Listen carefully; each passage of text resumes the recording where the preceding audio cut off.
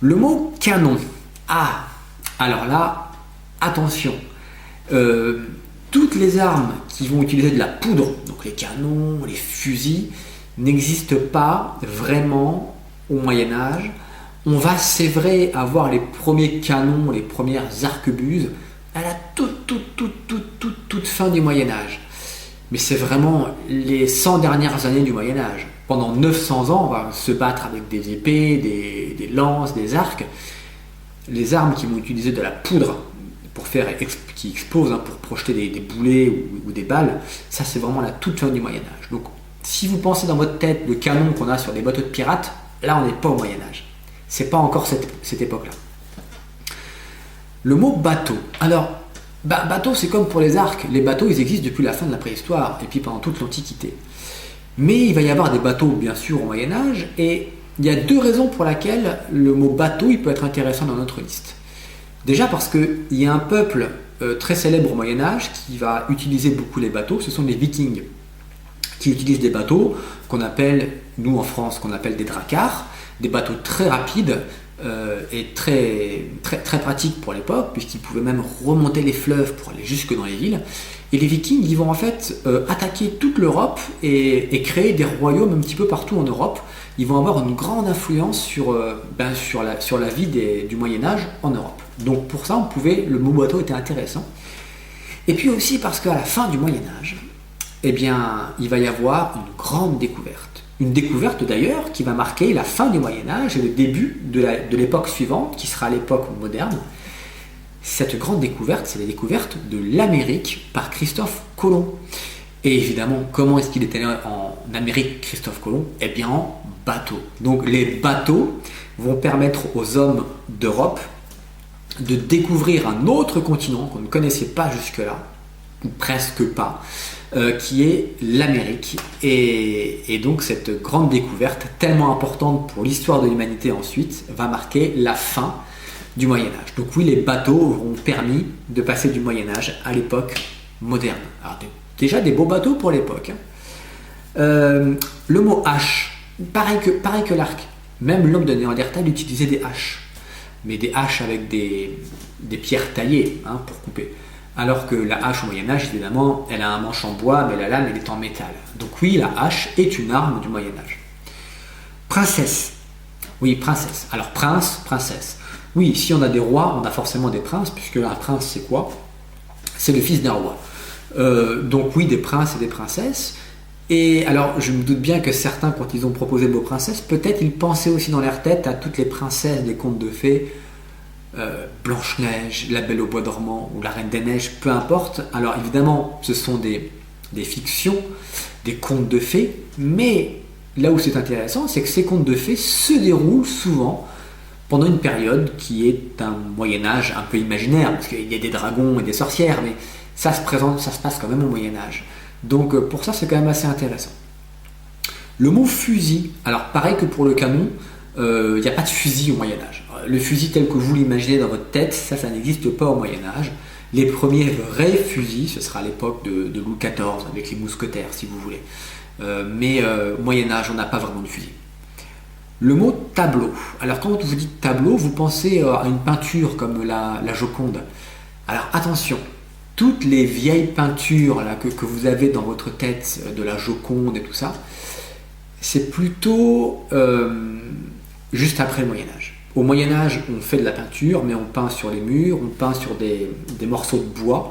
Le tableau avec la belle toile qu'on amène sur son chevalet pour peindre la nature, ça c'est pas vraiment le Moyen-Âge, ce sera un petit peu plus tard.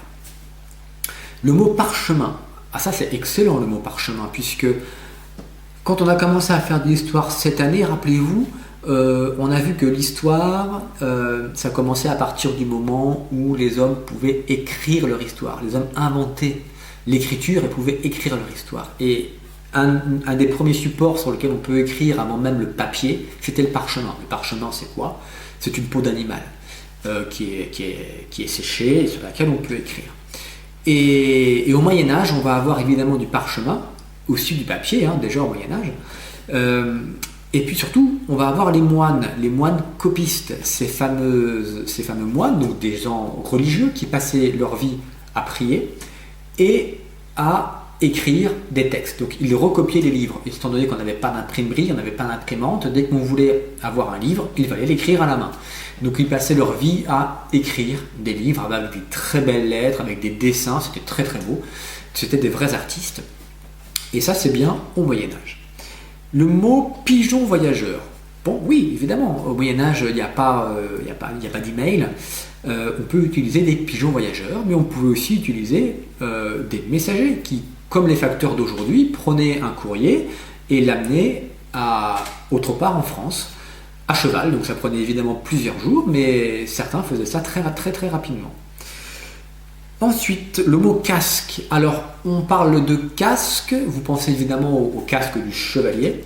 Il faut plutôt utiliser le mot aume. On parle d'un aume au Moyen-Âge. Alors c'est pareil, on va avoir une vraie évolution comme avec les armures, avec d'abord un simple un simple casque en métal, avec souvent un protège-nez. On va avoir ça au début du Moyen-Âge jusqu'à la fin du Moyen-Âge, jusqu'au milieu du Moyen-Âge. Et puis à la fin du Moyen-Âge, avec ces fameuses armures complètement, la vraie carapace, on va vraiment avoir des casques qui recouvrent toute la tête, avec juste une toute petite ouverture pour les yeux. Et oui, parce que attention, sinon les yeux n'étaient pas protégés. Un coup de couteau au niveau du trou pour les yeux pouvait tuer un chevalier. Et puis même des casques avec une forme pointue sur le devant. Et bien ça, c'était justement pour essayer de se protéger des flèches et des carreaux d'arbalète.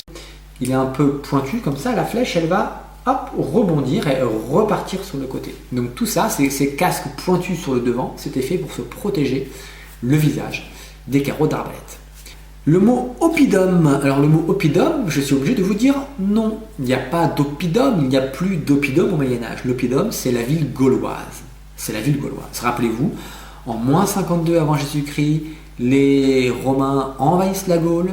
Les Gaulois ne disparaissent pas, ils restent en Gaule, mais ils finissent par vivre comme les Romains, à parler comme les Romains, à parler le latin. L'oppidum, c'est la ville gallo-romaine, c'est la ville gauloise. Donc non, au Moyen-Âge, on ne parle plus d'oppidum, on va parler de ville ou de cité. Et enfin, le dernier mot, le mot peste. Alors intéressant en cette période de pandémie, puisque oui, au Moyen-Âge, il y a eu aussi plusieurs épidémies très mortelles, très très très très grave, notamment la peste, une maladie qui a été propagée par les parasites qui étaient sur les rats et qui était mortelle presque à 100% des cas et qui a vraiment tué énormément d'Européens pendant toute la durée du Moyen-Âge. Voilà, la peste, oui effectivement. Voilà pour ces quelques mots que vous m'avez proposés sur le Moyen-Âge et ça nous permet déjà d'avoir dans notre tête plein de représentations, plein d'images de c'est quoi le Moyen-Âge. Alors le Moyen-Âge, ça dure tellement longtemps qu'on pourrait passer notre vie à en parler. Moi, je suis passionné par le Moyen-Âge. Donc nous, on ne pourra pas tout voir sur le Moyen-Âge. On ne pourra pas. Ce serait trop long.